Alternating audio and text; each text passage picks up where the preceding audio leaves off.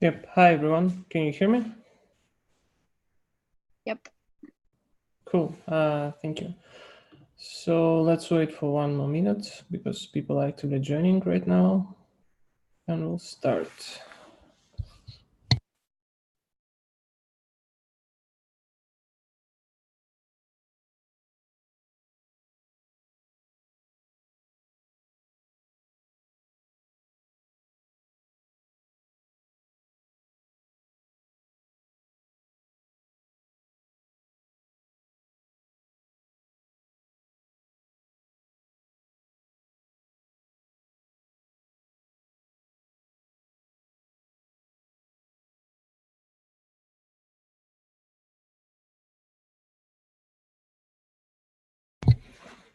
Okay. Others can join along the way. So yeah, thank you so much for joining. Welcome to the DEF call number 19. So let's start with finding someone who will help us making notes for this one. Is there any volunteers who want to make notes?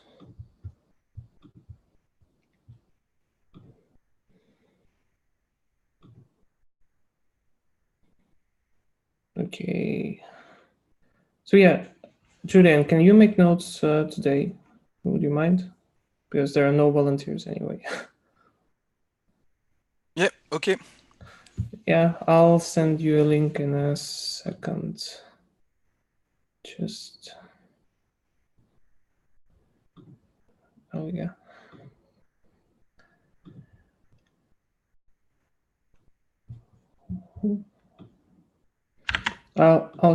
I shared it in the chat room. Yeah, thank you. Cool. So yeah, let's get started. And again, we have a few topics to discuss today, but first we'll start with the usual, status update along the swarms. And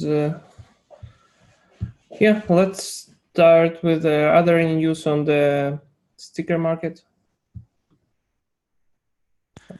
No, yeah, nothing really. We are still waiting for updates from the company doing the audits. So yeah, I'm not sure. It will happen eventually at some point, but no news.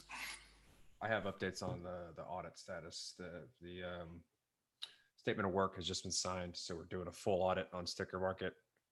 That'll be starting today, and from there it should be done in less than 2 weeks.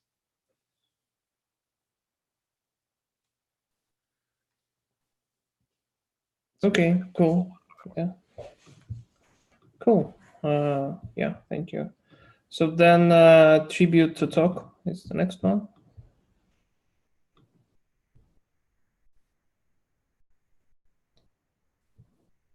So Hello, Eric is can you hear me? Perfect. Yep. Yeah, so the PR is in testing. Well, it came back this morning. There was a bug with the last message in group chats. So at this point, it's I think it's going to be merged soon, disabled.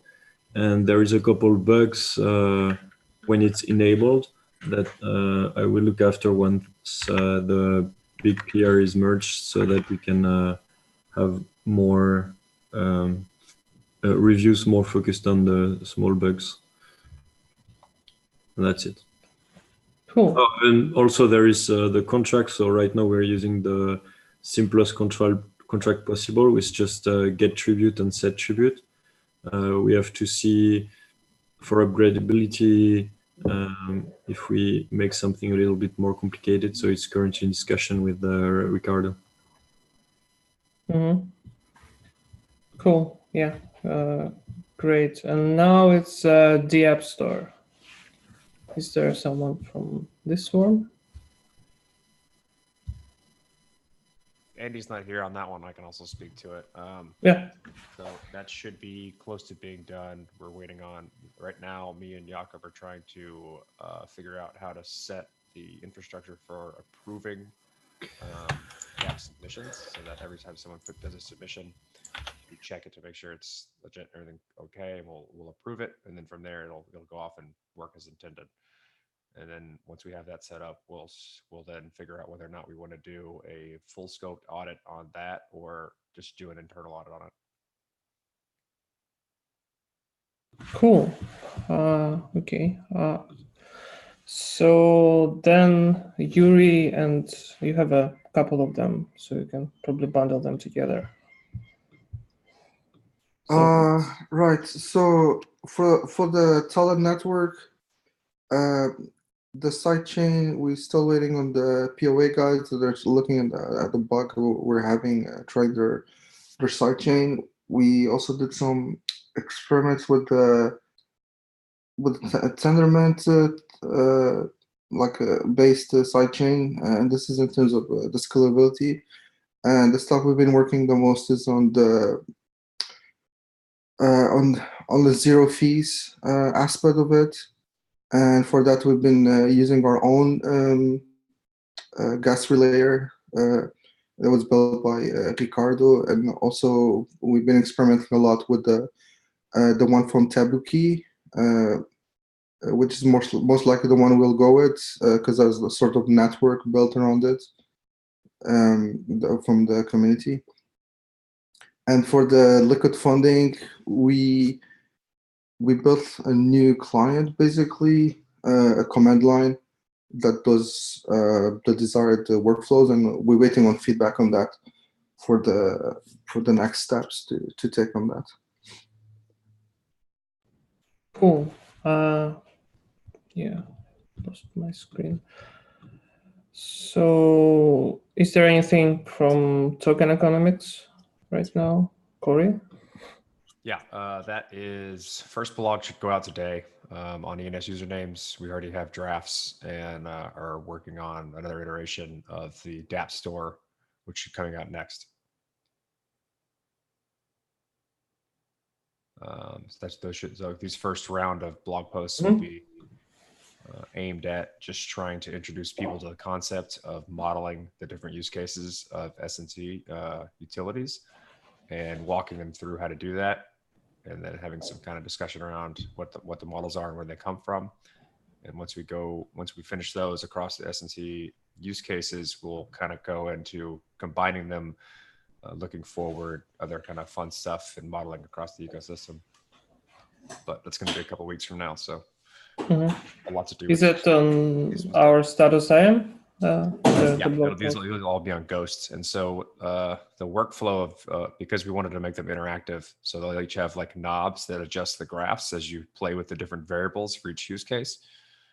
Then we have to, it's just kind of like a obscure workflow of finding ways to embed the observable notebooks that Barry has created into our.status.im, which is run by Ghost. So it's a little annoying, but at the end of the day, when it's all done, it's actually quite neat. I can share the link if you'd like to read over it. Yeah, that'd be cool. Great. So the next thing is improvements, and I see that Anna is not here, so I can do the update. So within the last 2 weeks, first of all, we released the new version 0.13.0, and you finally can shake the phone to send an error message if you have an exception, for instance, a JavaScript exception. Then we also, the dialog, it used to be just a dialog, and then you press OK and you close the app. And right now you can also send an error report there. And we are working a lot on making reproducible builds on Android, which is not super easy, taking into account the amount of dependencies we have, especially the JavaScript dependencies. And for some reason, they sometimes want writable node modules, which isn't perfect for that.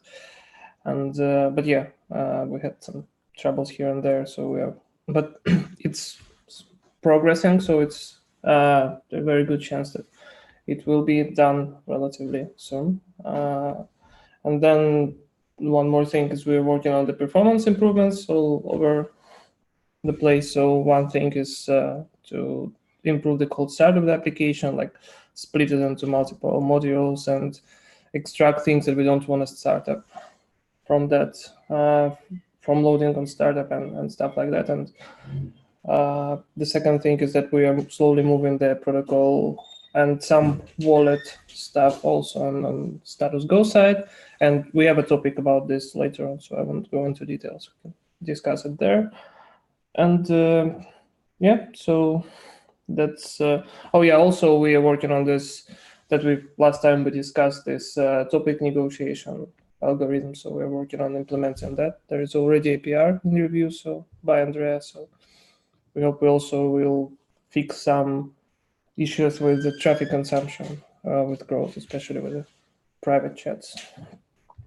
And yeah, that's all for core improvements. And now the protocol thing. Is there any? I know that Oscar is traveling, and I don't know, Corey, do you know anything about the protocol research? No, the last I've heard about it is they're working on. Oh yeah, Jared knows.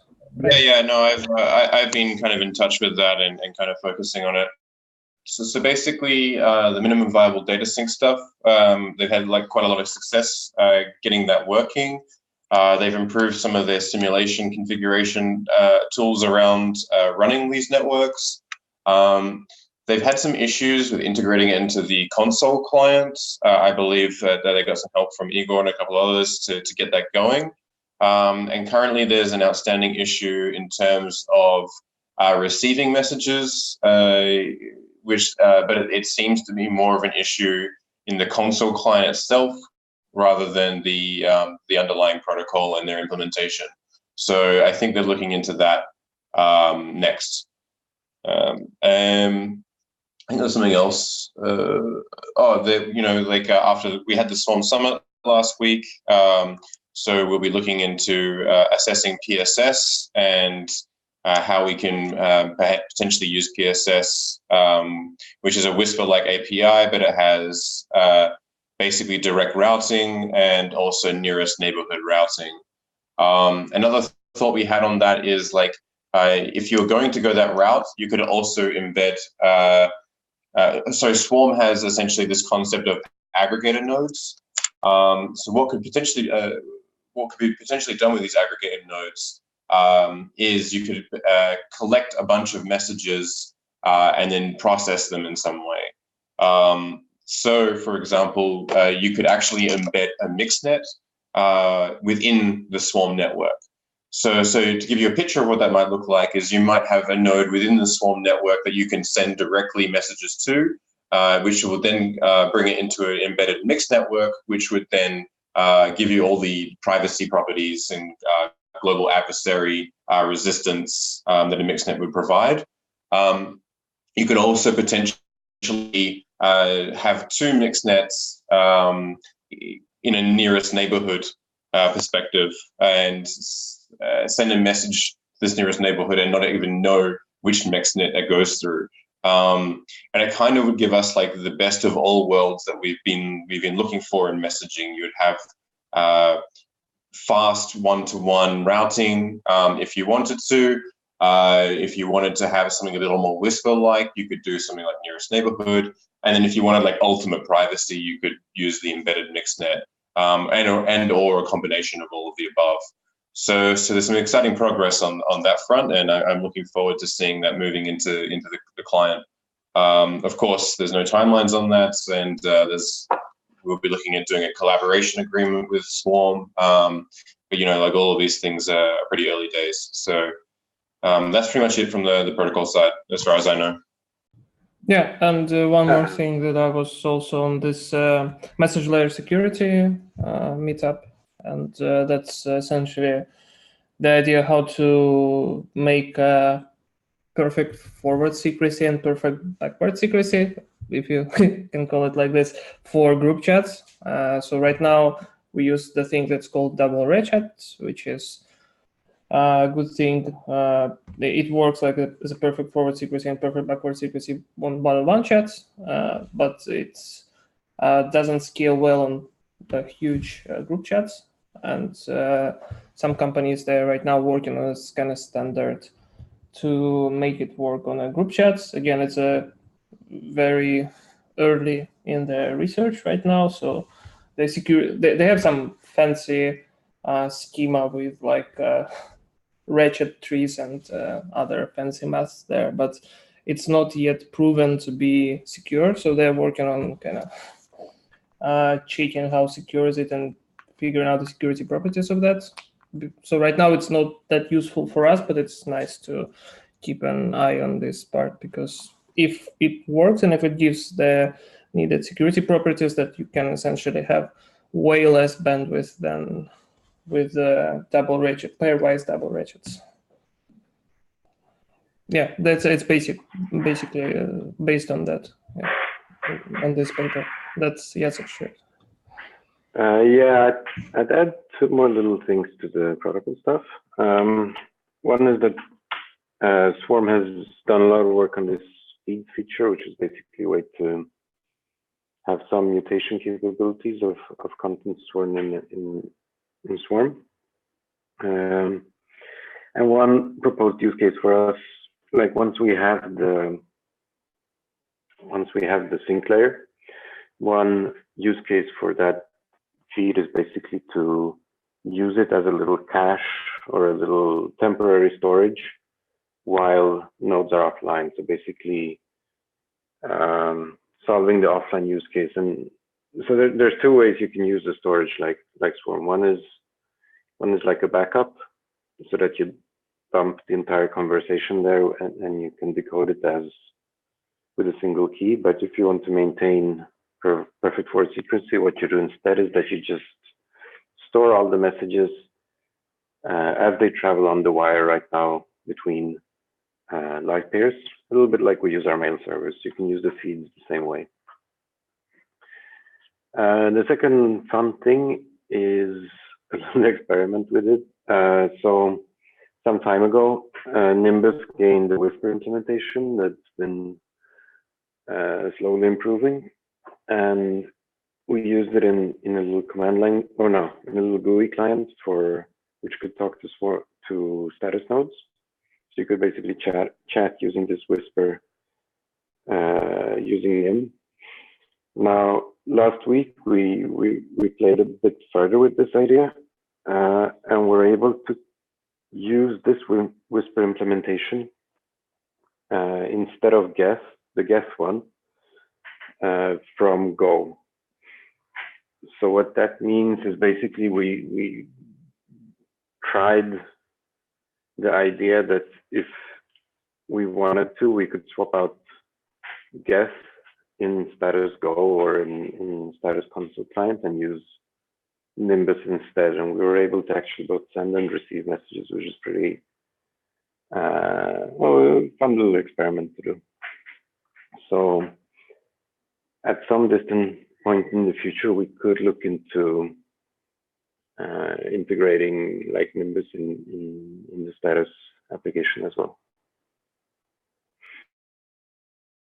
Yeah, I wonder how it will work with moving protocol to status Go side. Will it make it easier actually, because you can plug into guess somehow? Or I'd say using guess from status Go is a lot easier than using Nimbus, because it's same language. Generally, it doesn't make much sense to use Nim from Go, except that you can reuse the Go code. So like this would, like if we decide to go down this route with the status app in some distant future, what would probably happen is that we remove Go completely from the stack. But because there is a corpus of existing code, like for example the perfect word secrecy ratcheting, the key negotiation, all these little details of the status protocol already done in Go, swapping out the Whisper component is just an easy way to get started. Yeah, okay. Because right now we're moving I think it's also makes it easier because we're moving stuff to, like we move our protocol to the RPC calls, like JSON RPC calls, so you can kind of run the second node and kind of replace a part of it with a part of RPC code. Code might go to Nimbus, for instance, and part still to status Go. But yeah, that's, yeah. Well, from an architectural point of view, we'd have like right now we have a status Go, right? But we'd probably have to have a status Nimble, which would implement the status parts of the protocol. Like Whisper is a separate layer. So what you want to do there is actually see them as independent components. Ideally, we like when we create the sync protocol and any protocols we create, really, it's good to look at them as being part of the stack or really components that we can pick and choose. So for example, one application might need synchronized data transfer, basically, you know, the TCP of private communication. Another one might prefer UDP, which is basically what we have in Whisper now, which is, you know, unreliable communication. And those same layers, like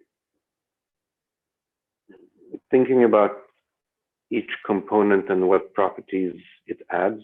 For example, the MixNet, it adds mixing. The Whisper, it adds, you know, some kind of anonymity at an expense. The status protocol,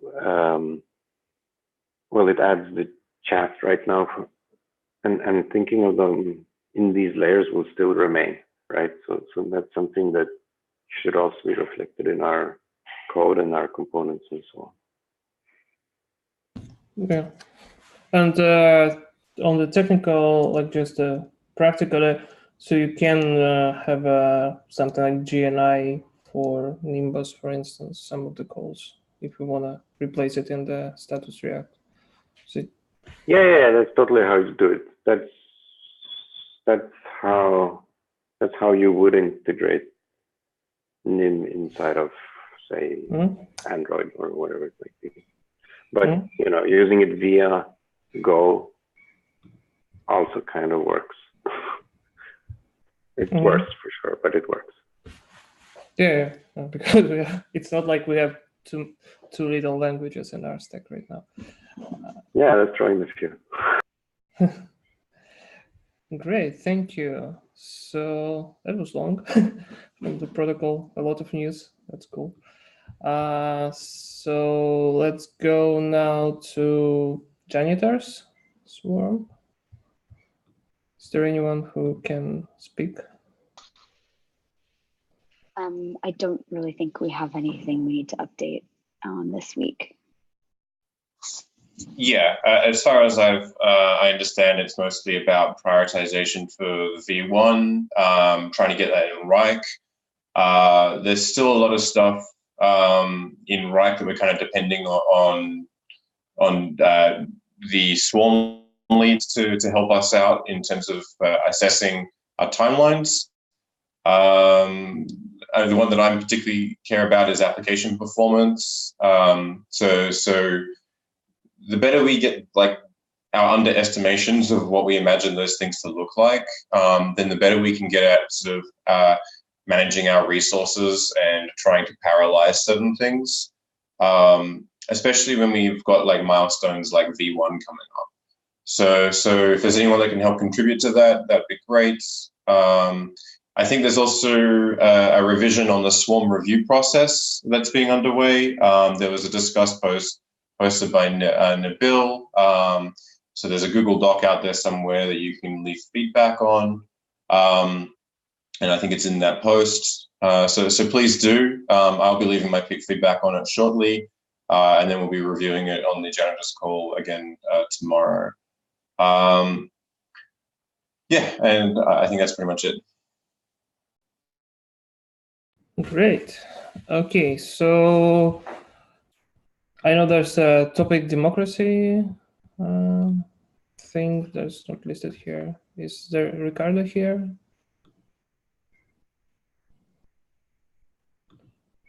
No, probably not. So is there any Swarm that I forgot to mention?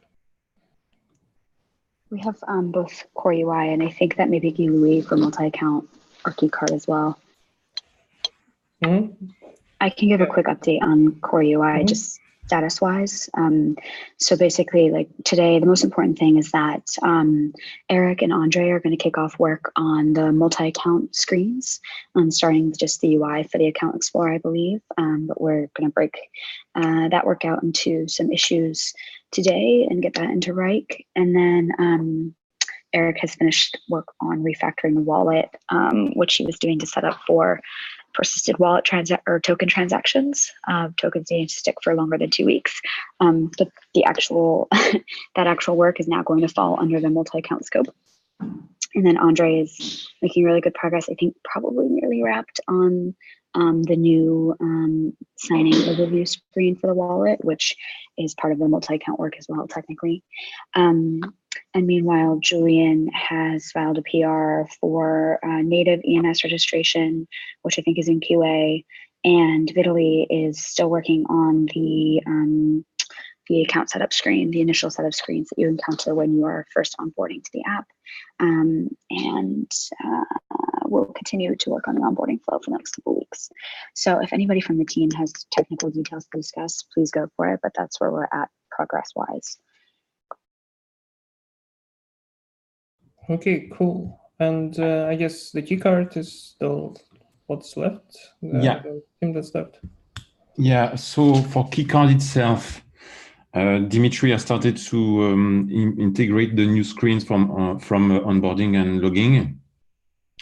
We've decided to proceed sequentially with regards to keycard and ledger screens, to first implement keycard screens. And once that will be approved and good to go, we'll work on the ledger one, because we feel otherwise if we do everything at once, we put too much the schedule at risk. And this schedule is to have a target code freeze of this keycard integration by first week of July. On the multi-account front, we are having design/user experience discussions. Mostly multi-account affects the wallet, of course, with an account explorer view and some ways to add new accounts. So we are discussing that since Rachel mentioned it, we need to hand off to Core UI the work on the wallet side. So Andre has produced some design, so we're in the final stage to hand off this to Core UI. And also multi-account has impacts on other parts of the app. So we've been discussing that a lot in the past days. Impacts, on chat, DApp, and ENS. On chat, because now there's a Whisper key and a different wallet key. So we are trying to make things really clear and documented about what happens when someone wants to send the funds in chat to someone else. Which accounts are used on both sides, both on the sender and receiver. And this has some impacts on, for instance, on Tribute to Talk. So we precise that and discuss that in the coming, early this week, actually. On the DApp side, basically, because when someone opens a DApp, we need to define precisely which account is used. And can the user choose this account? And on the ENS side, the same thing. We need to clear out which is the account that actually signs the registration transaction. So we're having all this discussion to all these impacts that the fact that we now have several accounts within Status can have on the different parts of the app. So that's about design mostly. And on the implementation side, Andrea has proposed last week a proposal on how to use the Status Go part from the React part from this multi-account. And there now needs to be some agreement between, I think basically the Core UI team and Andrea. Is this proposal good? And so we should also firm that down early this week. Yeah, I think that's the most of it. Cool. Awesome. So let's then switch to the topics. So the first one that Eric has proposed is discussing the chat and wallet API. That's Go API. So Eric, can you expand a little bit? And you're muted, if anything. Still muted. Can you hear me? Now we can hear you. Yeah. Okay. So it's related to the performance improvements. So I think when we talk to performance improvements, we really have two aspects of it. There's the startup time and the runtime. So this one is for the runtime, but it could also potentially improve the startup time since it means there is less status React code involved potentially. So regarding wallet API, I'm currently working with Dimitri on status Go side he's doing the status Go side, and I test it on status React side to replace the fetching of transactions on the React side. So on React side, currently it's mostly done through Etherscan API. And the idea was to make it on status Go side using only the blockchain. So that will be a performance improvement because it means there is no need to parse the data on status React side. There is no need to, there will be persistence as well. And right now, when we get new, so what we do right now is when the user is logged in order to receive the transaction as fast as possible, we check every block.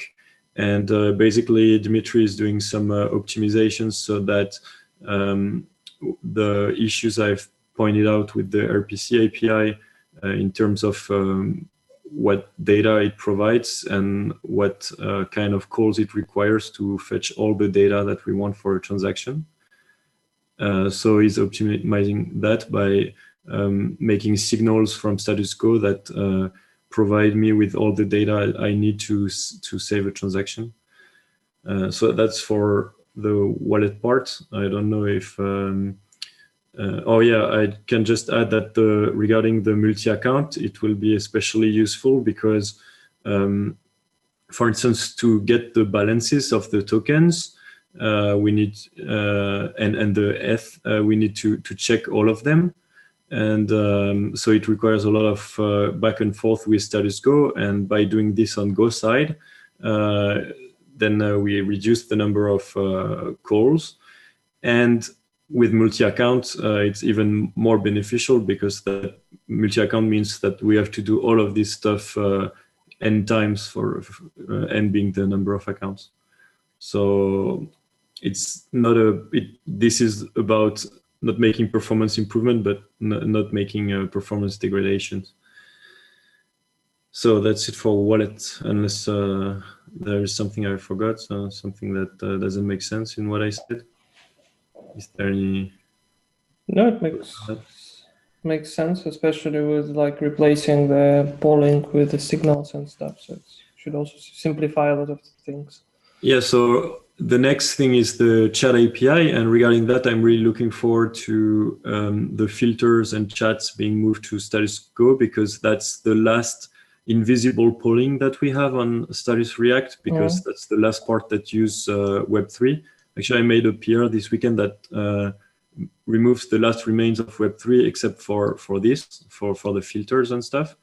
That's also a lot of calls because, for instance, when you, I think that's one of the main reason Jared client is so slow, because he probably has a lot of chats and they are all requiring creation of SIM keys and all kind of back and forth between status Go and status React during initialization. So I think this will be a strong improvement once this is done.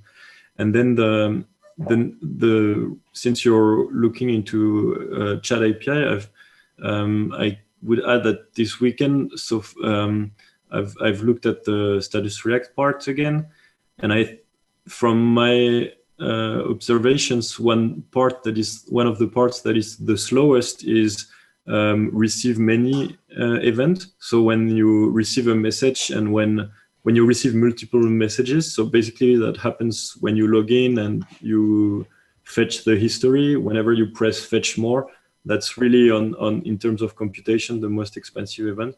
So again, like potentially, I don't think it's persistence of messages that is much so important on status go side, but pre-processing of it, so that when it reaches status react, it's basically just the messages that we need, and some of the processing being done already. That could be a great improvement in terms of runtime performance, because even on a fast device, that's the place I see the most sluggishness in the app. When you fetch more, it's like there's this huge like. Yeah, because I don't know if you want to add something. I understand it's like regroups. What I've seen, that even though we don't display all the messages, right, but we still keep them because we want to sort them and group them in by date and stuff like this, and it happens every time you. Yeah, maybe I will try to make a more fine-grained analysis of that, because there, for instance, there is whenever you receive a message, there is some computations that are made in subscriptions to recompute the order and stuff. And actually, that's not that expensive. It's a millisecond or two, while the receive many is easily 150 milliseconds. Every time I press fetch more. So I have to. But I mean, it's the Go part will probably Go API will get rid of both of them, because. Well, I think for that to work, we have to discuss separately, because it's actually pretty complicated. In order to match with the design requirements, you have to, like, Status Go would have to inform Status React whenever a message is not the last message in a group anymore. And yeah, I know. like I know all of that. Yeah, okay. I looked into it like on Friday very deeply. So it has like, I don't know, 6 or 7 fields related to that. It's same author, like blah blah blah. First message period, first message from this date. There are a lot of fields. It's trivial to calculate them on Status Go though. It's like. But actually, I was thinking, like, until we really get rid of Realm, that we can have like. Status Go could just keep. Well, we could. Do you want to discuss that here, or we can discuss that later, because it's gonna be a bit too specific, maybe. I don't know. We can discuss it later too, because if we're talking about specific fields, I think it's a little bit too specific. Yeah. I was just wondering if anyone knows what would be the cost. For instance, with Realm, it's pretty fast to get by ID. So for instance, when we receive a new message, we can do a get by primary key, and it's under a millisecond to get the response if the message is there or not. And I'm wondering if we move all of chat persistence to Status Go, if it isn't going to be a slowdown. No, it's very unlikely. First of all, because SQLite is pretty quick in general, so I don't think it's much. You will have much difference. For instance, as far as I know, maybe Roman knows better. I think Realm is bypassing the bridge somehow. It's not using the React Native bridge. Is that correct? Yeah, they're right. Well, they're not bypassing the whole thing is working through bridge, but not the same way as other stuff. Because So they kind of injected the object into JavaScript core, and that's how we communicate with Realm. Okay, so that was why I was asking if Status Go would be as fast as Realm for like specific calls like this, because if it has to go through the bridge, I'm afraid it might be slower. But why would we need to make these calls from closure side if we will put this logic to... Well, yeah, you're right. Well, because one thing I was actually, if we that would be completely removed on Status React side. You're correct. Yeah. So basically, the idea is that the status go will actually notify about new messages like proactively, first of all, and the second of all, it will only notify about the messages where you need re-render for. So that's my idea at least. So you know that this chat has this many messages rendered, and then if you receive a new message that's like, let's say it's yesterday's message and you already have yesterday, so it's a delayed message for some reason, or like, then you will re-render stuff. So you will figure out you need to just append the message or do nothing with it or re-render the current part. So I don't think you need to request like specific messages. I don't really understand why. Maybe No, it's right now we use that, for instance, for deduplication, but of course it will be done on status go side. And well, yeah, the duplication will just go away, so all these calls will disappear. Yeah, and for new messages, I think the ideal is simply that you have an event signal that says there is a new message, and there is some additional information regarding messages that needs to be tweaked because they are not last messages anymore or stuff like this. I think that's the simplest solution. Yeah, that would be something like this. I was thinking that you know that you have messages between this and this. Like, so what do you think can be ready for V1 in terms of chat? I mean, what is realistic? I was planning to try to do everything, which is like we already have the chat management API and moving filters that Adam is implementing like right now, because you already have an API, and the API was the one that was in this PR that you reviewed. And now I'm doing the same, but for the sending, receiving messages, essentially. And we don't need anything else. Then we'll need to connect group chats to this, because right now they go completely in a different route because of PFS and stuff. But yeah. Okay. So the biggest thing that I can see is that we might step on each other's toes with Andrea a little bit, because he's merging the topic negotiation. So that's probably the biggest issue that I see. Okay, but in case it will take longer to get that done on status go side, I think it's really important that at least the filtering and and mail server fetching stuff is done on status go. That would be really ideal. Mail servers I actually didn't count into that, but yeah, we can move this as well. So mail servers will work the old way, kind of. But yeah, we can, of course, move it later on as well. Because I don't see that it takes a lot. Because you will still make a mail server request. Fine, that's not a heavy operation. And then you just wait, and then you get events from status go as soon as you get messages. So basically, we will switch to subscriptions on status go very soon, maybe this week. No, I said it wrong. It's not mail servers I was thinking about. It's the key management. Key management is like Adam is like working on it just right now already. So and then we want to make messages, and essentially what technically I want to plug into this subscription that you're talking about. So that's where Go integration will kind of be, or not exactly there. It's it will be plugged into when we request more messages from Realm. So yeah, that's the exact place. Okay. When you scroll chat and you request more and more messages from Realm, you actually will request them from Go instead.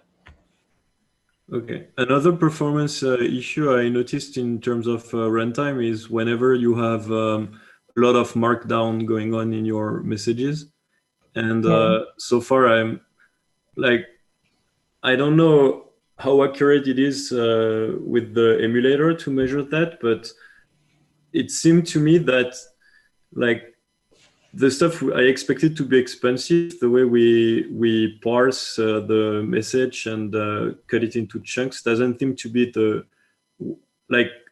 it seems that even after it's mounted, it still takes some time to appear on the screen. So it seems that it's past our our code, that it's more on the after side. If you know That's what I mean. interesting. Yeah, so it's more status, or not status, but React Native components or something like this, right? Potentially, yes. Like having a text element with 100 text elements inside of it, each with its own style. Okay. Maybe we have to dig deeper on that part, but it's probably not the. It's probably a good to have because it's not like it happens very often. So we could delay it if it's if there. But I definitely know that the normal labels on iOS, at least, they can display all this text formatting that we want them to display, including links. So maybe just we are trying to invent something that's already in React Native, so you can just use one text element and just make append some formatting thing to them. Like on iOS, it's called attributes. When you send a string and you also send or make it bold from this character to this character, and then it's a normal label, but it can display bold, italics, like underline, monospace, and clean. Well, for sure there was some issues with it before, and that's why we had to make this component. I think the issue was in the way that the styling was applied. So the result was that if you made if you had a main text with a certain size and then you made a smaller inside, you had a character with for instance you changed the font, but you don't specify the size again, then it will be small and it will screw up all the line height and stuff. I mean, I recall that was the issue when I had to make this component, but I think they changed some stuff since. Yeah, they might have just fixed it because we when probably it was implemented, it was like React Native whatever version. Right now it's 0.60 or something like this, or 0.59. So they changed a lot of things related to text rendering in there. So maybe it's worth looking at. Maybe it's already. But 60 is still in RC right now. No, 59. 60 is RC. But it's good that we keep it our version more or less up to date, because right now we won't have these troubles with 64 bits, for instance, that we would have had. But yeah, I think it's going. So it's only us in this discussion right now. So it's maybe we should keep it. Yeah. So yeah. But then, that's basically the gist of it. So there are two types of APIs, and we hope that they will improve the performance and then simplify the code quite a lot. And now there was the second topic, and Is that me? Yes, it's you. Okay, great, cool. So I mean, you guys started getting into the details and some of that. So basically, I wanted to raise this application performance stuff, and when I'm talking about that, I'm talking about the user interface, like loading of the application, the visual responsiveness, and the great user experience. There's been some great work that's been happening on this in terms of the JavaScript modularization and moving a lot of the chat processing to Go, as well as finding some UI rendering stuff, like the markup thing that Eric just mentioned. What I'd love to hear from basically all the core and core UI Swarm members. I got 3 questions for you, and I'd like to hear in a brief summary, a couple of sentences, not a full-on detail, but 3 questions are: do you think these things will contribute the most to improving performance? What other ideas or items are just as important or maybe should be considered as high priority? And I'm also kind of interested to hear from everyone what you imagine the version 1 will look like from a performance and user experience perspective. Igor, if you want to start with that, and I can write those questions down in the notes as well if that's helpful. It'd be great for everyone to. So the first one was we're talking about these things. So I think that they are important, right? Yeah. So I think this that we just do too much on the JavaScript thread, and I think that's caused a lot of issues when you either have a lot of chats or joining the active chats. So I really think that the moving protocol of parsing to status go and only exposing events that are needed to be exposed to JavaScript will help a lot. So regarding the startup time, personally, I don't have the issue with that specifically. So it's always good to make it faster, but it works fast enough, like at least on par with the other communication apps. Again, if we're talking like Skype and Slack, it's not a high bar, but we are kind of on par with them. And yeah, so how would the ideal app look like? I would say it's more related for me to UX, really. It's like more for message sync and for maybe replying without having to go into the app. Like, when you on Android and iOS, you can just reply from the push notifications themselves. That's pretty neat. And better control on push notifications and not having to unread my chats multiple times when I switch between desktop and mobile. That's probably the biggest issues for me right now. Yeah, that's cool. Thanks. Do you want to pass the baton on to someone else on the core team? Yeah, I'll just go what I see in the chat in Zoom. The next one is Eric. Okay, so I would back you up on the startup time. I think personally I would prefer that for V1 we focus on the runtime, because that's the the bar is not always very high for when you look at other apps, but we are definitely a bit behind on the for instance the views switching and that kind of stuff. So if there is anything we can improve on that side, it's I think important for V1, and that's why the chat API and the wallet API from Status Quo will at least help with that by removing some of the load on the JavaScript thread. So yeah, I think the details of what things we could look at I can write down later, because I have lots of ideas, but we already talked a lot with Igor today. Yeah. So now I think Pedro, and the next one is Julian.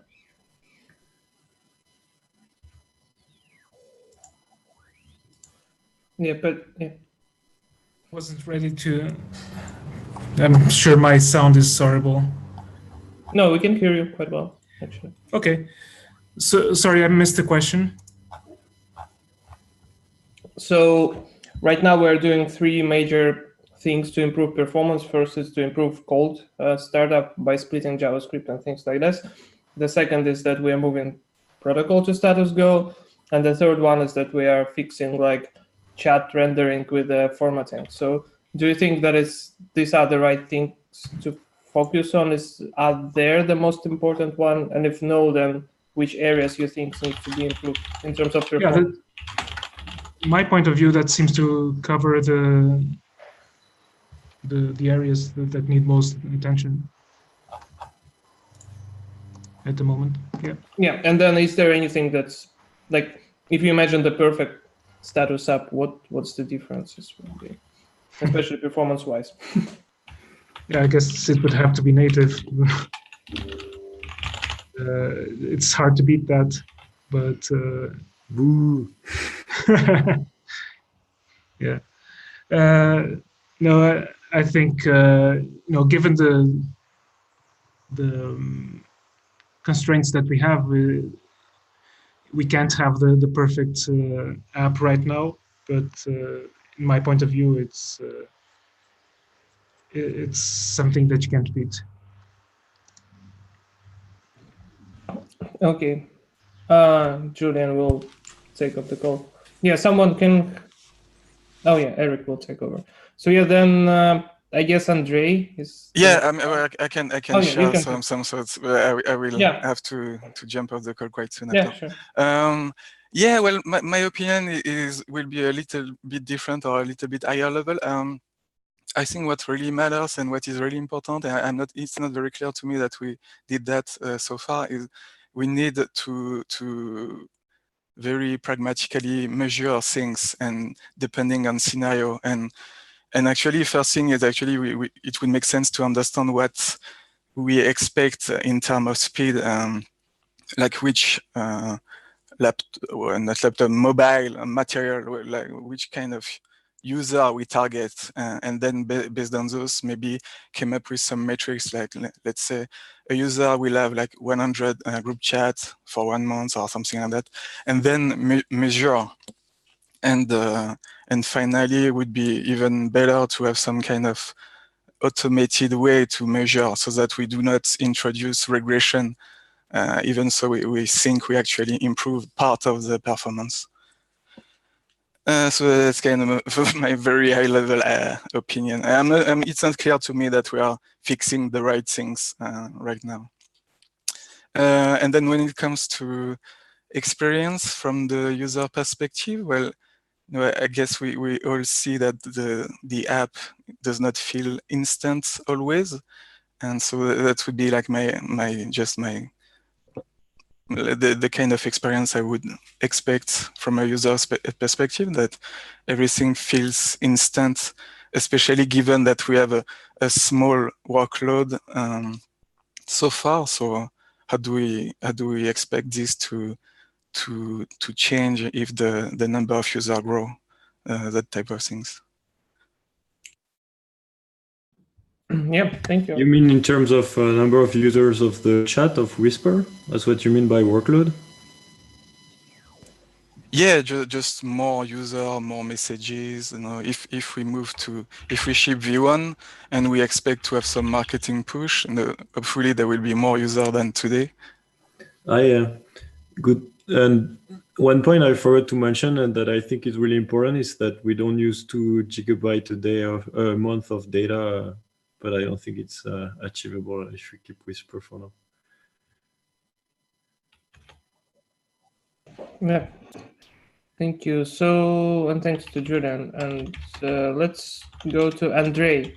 You are the next one on the list. Yeah. Yeah. So I think I agree with Eric. So, because this long screen time, it's like 3 or 5 seconds. I think it's okay. But this modularization makes development more complex.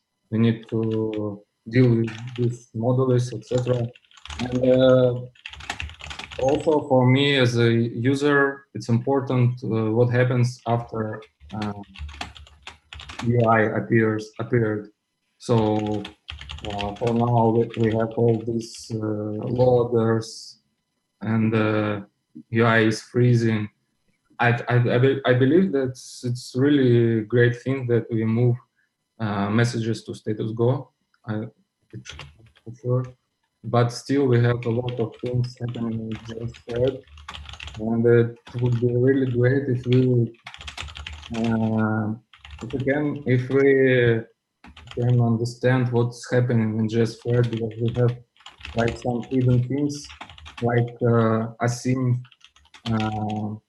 or something we are doing in the background in JSFred, and also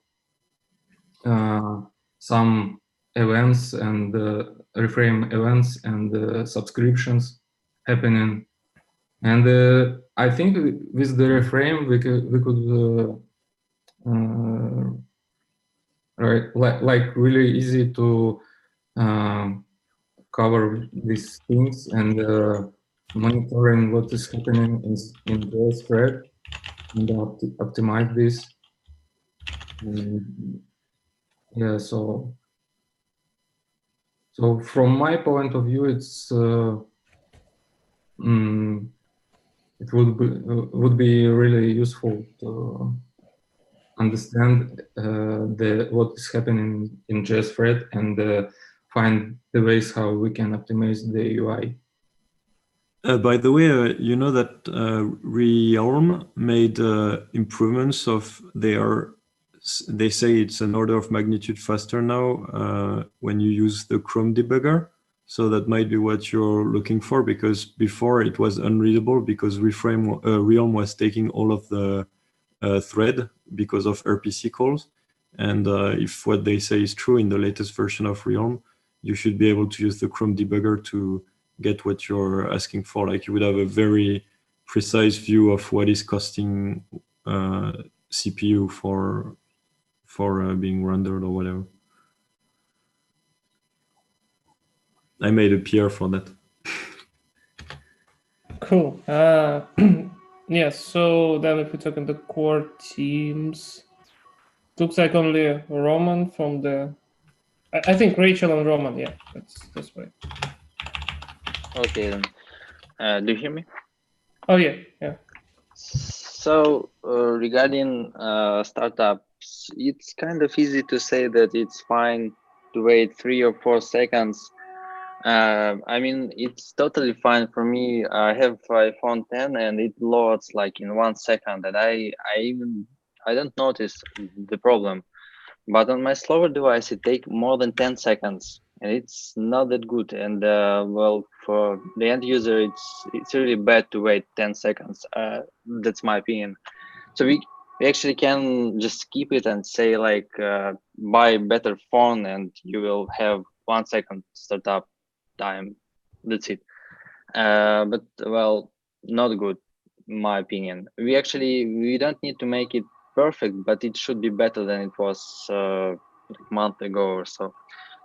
Regarding performance during screen transitions, etc. So as far as I can say from what I've seen when I touched this part like a few weeks ago, the most of it's rendering of UI components. So if you will find some screen which do not touch Realm database or doesn't do anything really special on JetThread, besides rendering components, it will be slow anyway.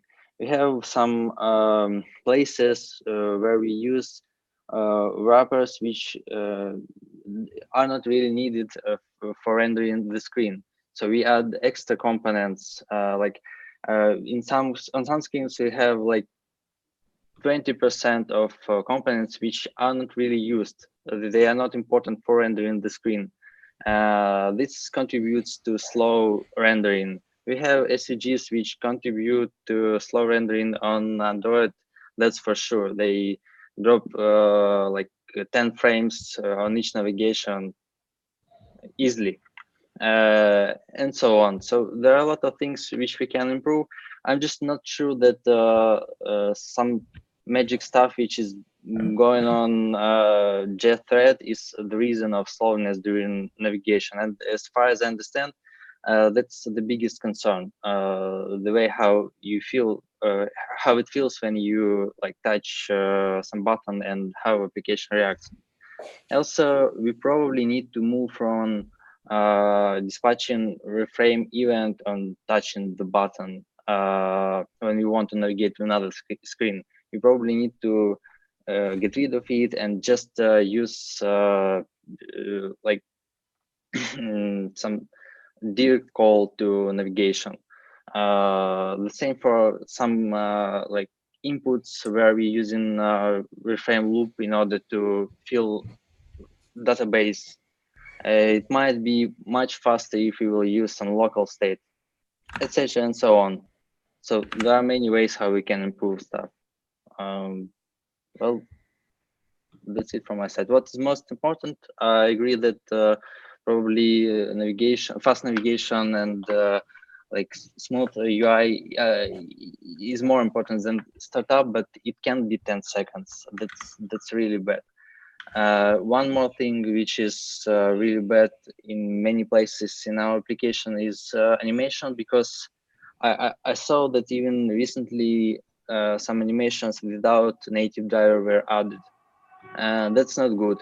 We need to like have some kind of policy to not add animations without native driver.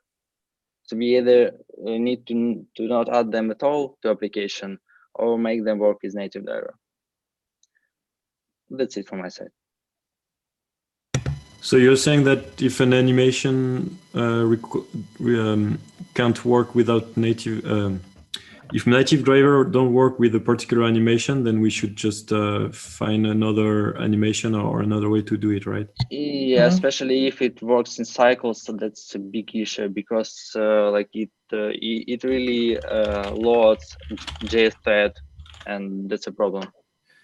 Also, I think I was also thinking about dropping reframe for a lot of things, and it's good that you pointed out. I think we should really think about that more because there is a lot of cases where there is no point throwing events around, and it's been good so far to get to like figure out the app and everything. But at this point, we can really make more with local state and direct calls.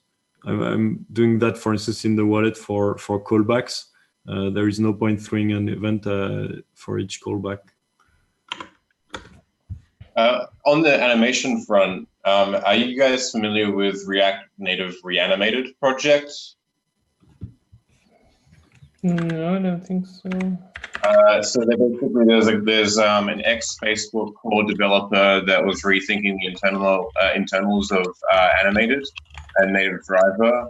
So that might be worth looking into as well. Let's see.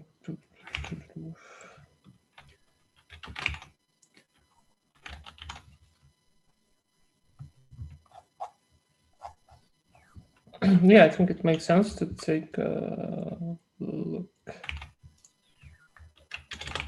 Oh, and also there is React Native Fast Image. We have an external contributor that says he already has a fork of status that uses it. So it would be nice to validate the bounty so that he can start working on it, because that should improve things as well.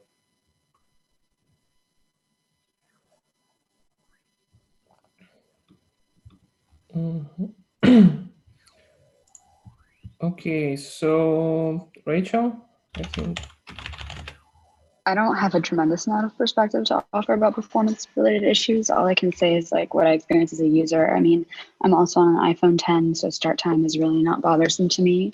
I mean, the only thing that I find noticeable and confusing as if I were coming from another application is obviously the time it takes for message syncing, but that has been even drastically improved in the past couple of months. So yeah, sorry, I don't think I have that much to offer here. Okay, yeah, no. You're saying you notice a drop of performance with message? No, an improvement. An improvement. Okay. Yeah. And also with the ability to now like go and grab messages from the past as well. I feel like almost less in the dark as well. But what do you mean? What is the improvement? Do you mean with the possibility to fetch older messages, or you don't notice any lag when you?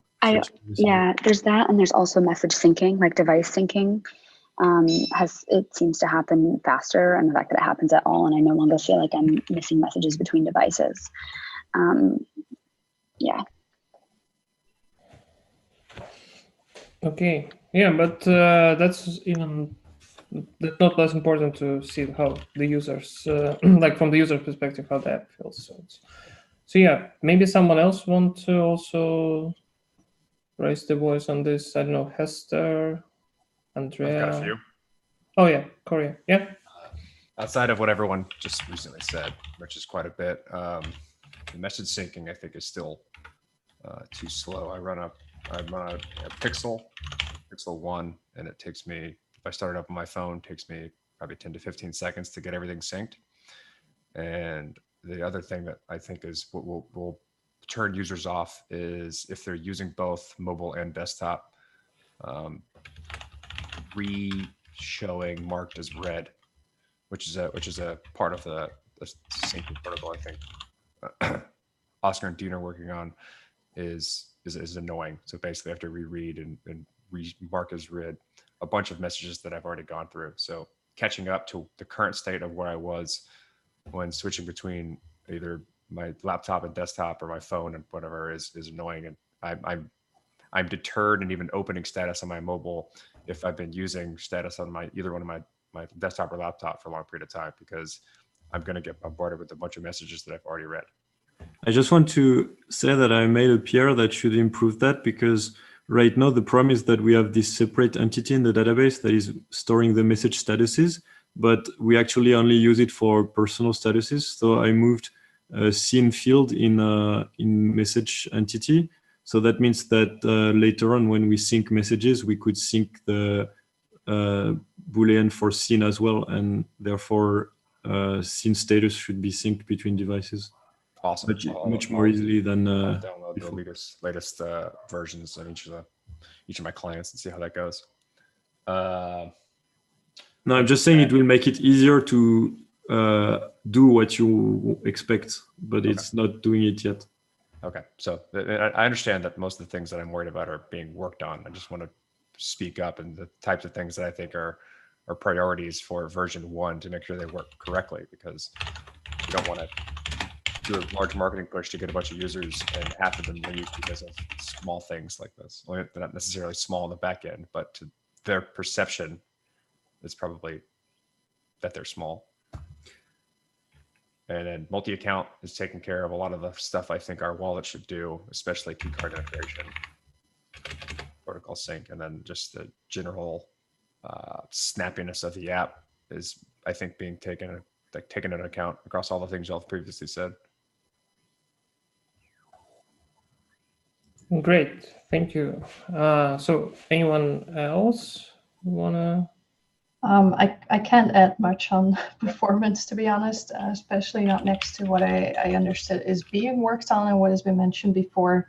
Like the only, I mean, I have a long wish list, but the primary thing I would be concerned about in an ideal app is that I keep seeing, it comes back to me over and over when I look at how people use messaging as an application, and what they would expect from a new messaging application is that it's strongly focused on family and friends use cases.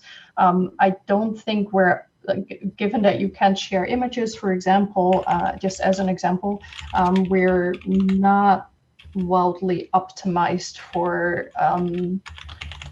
inviting friends, connecting with people you know, and let's say more like friend-to-friend sharing of messages. So is there anything besides sharing images that you think enters in the family and friends use cases? I think that would be the major difference. I'd need to put some more thought into if there's anything else missing, but I think that would be a big one. And next to that, I think we can still improve in how you invite friends. I think a lot of that is being fixed in profile, because a lot of the problems we saw was people not really understanding who they were and how to share their account with others. So I think we're fixing some of that, but we haven't been paying too much attention to it. Yeah. Cool. Thank you. I see also Jakob wrote about that traffic usage, and then yeah, sharing images. So I don't know. It looks like that's everyone, or Jared? Yeah. No, I won't go into it. I mean, that was amazingly helpful. So thank you everyone for participating on that. The one thing that I thought was interesting was that the rendering of screens didn't seem was still slow regardless of the usage of the JS thread, or the lack of. So I would say that probably needs to have a little bit more focus as well, just to understand that a bit more. But apart from that, it all sounds pretty good. I think what Roman pointed out is pretty accurate regarding rendering of components. We have a lot of garbage wrapping around everything, and there is probably a good performance improvement that can be done just by rewriting a bit this message rendering.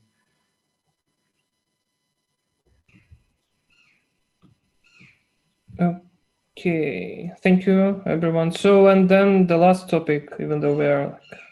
But wait, shouldn't we have a discussion on what is the lowest end device that we are supporting? Because that's kind of what comes out of everyone's opinion on startup time.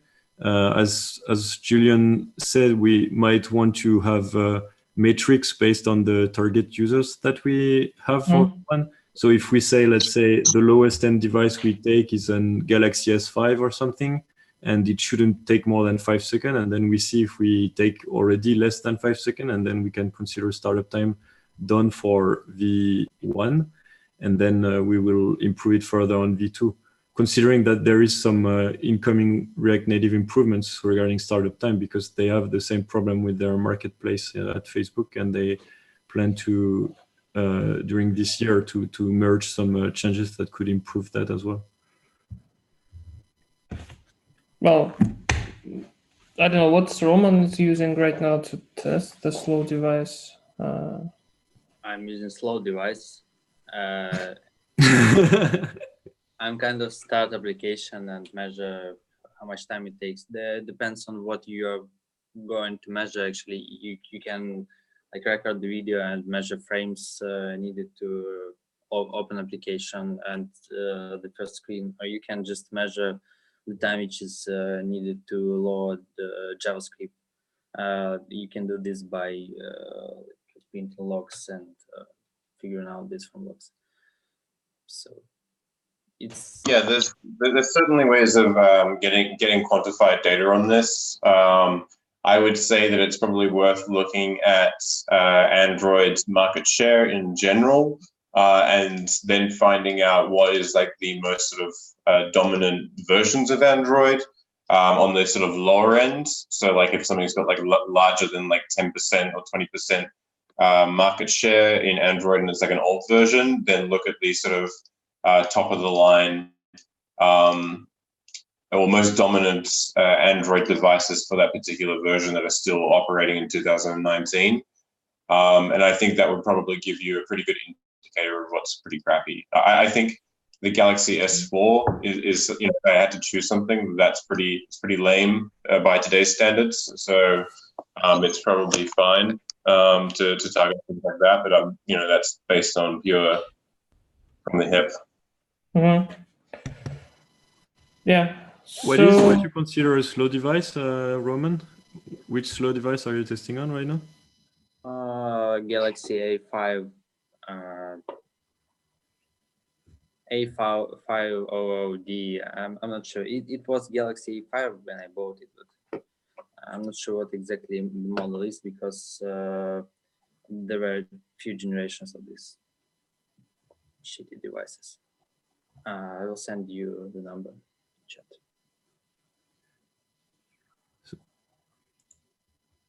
We could own this, check the market share and make a decision based on that, on what is considered the lowest end device we would support. As far as I remember, Galaxy S4 was relatively of the same. It was a bit faster. I had Galaxy S4, but it doesn't work. No, but close to my device, as close to from device.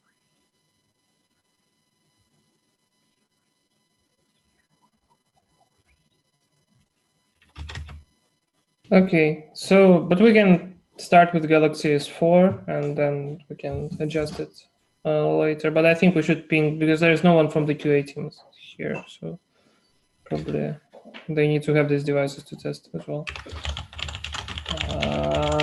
Cool, and yeah, before we wrap this thing up, we can, Rachel had some topic to bring up. Yeah, I just wanted to give everybody a gentle reminder. If you create a bounty on GitHub that is then published on Gitcoin, please be sure to follow up on it because we've observed a few times that there will be a contributor who maybe signs on and then we don't hear back from them, or I know that there's a Gitcoin bot that automates like a ping for the contributor, or they maybe get stuck. and we don't have people necessarily watching all of our bounties. So just if you do put a bounty on something, please remember that it's your responsibility to see the contributor through once there's somebody on it. That's all. Cool. And yeah, since it looks like we're getting more and more contributions, so which is good. So each release has something. So yeah, please make sure that it's the most annoying thing when the external contributor is being ignored. So and yeah, so thanks everyone for this meeting, and thanks everyone for participation. And yeah, let's wrap it up. And yeah, thanks, Igor. Yeah, thanks, Igor. Thanks, everyone. Yeah,